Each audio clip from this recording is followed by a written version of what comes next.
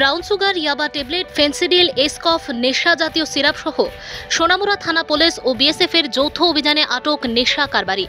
ঘটনা সোমবার গভীর রাতে। জানা যায়, সোনামুড়া থানার ইন্সপেক্টর বিপ্লব দেববর্মা, এসআই জগৎবন্ধু দেববর্মা সহ সোনামুড়া থানার পুলিশ ও এনসিনগর বিউপি বিএসএফ জওয়ানরা গোপন খবরের ভিত্তিতে তামসাবাড়ি এলাকায় অভিযান চালিয়ে ৩৫০০ ইয়াবা ট্যাবলেট, ১৪ গ্রাম ব্রাউন সুগার ও ২৮ বোতল ফেন্সিডিল ও এসকফ নেশা জাতীয় সিরাপ সহ নেশা কারবারি মুশফিকুর রহমানকে আটক করে সোনামুড়া থানায় নিয়ে আসে।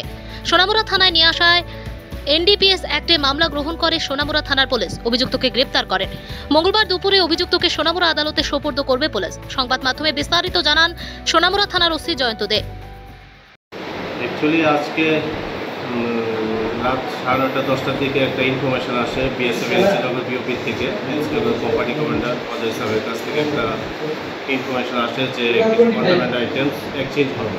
সেই অনুযায়ী ওনারাও আমাদেরকে পুলিশের স্টেট চেয়েছেন।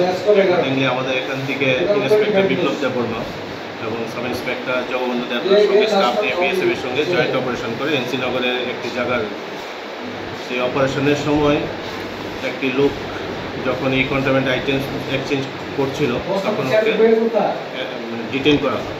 তখন ওর পজিশন থেকে ইয়াবা ট্যাবলেট প্রায় 3500 ইয়াবা ট্যাবলেট হবে এবং 28 বোতলের মতো কফ সিরাপ বোতল আর 2টো সাবানের কেজ, যেটা আমাদের ব্রাউন সুগার ছিল, এইগুলো সিজার করা হয় এবং ওকে ডিটেইন করা হয়। কী নাম? ওর নাম মুশফিকুর রহমান, ওর নাম আক্তার হোসেন। তার পরিবারের তরফ থেকে একটা অভিযোগ রয়েছে যে তাকে নাকি অপহরণ করা হয়েছিল, কিছুক্ষণ পরে তাকে আপনার এখন অবধি এমন কোনো বিষয় আমাদের সামনে আসেনি, তবু এই বিষয়টাও দেখা হচ্ছে। অ্যাকচুয়ালি মানে এরা সবাই মোটামুটি কন্ট্রাব্যান্ড আইটেমসের বিজনেসের সঙ্গে যুক্ত। আপনারা গত কয়েকদিন আগে দেখতাম বড় ধরনের অভিযান করেছিলেন। গত কয়েকদিন আগে যে কেসটা আমরা করেছিলাম বা যেটা হয়েছে আমাদের এখানে, এদের রিলেটিভসের মধ্যেই পড়ে সবাই।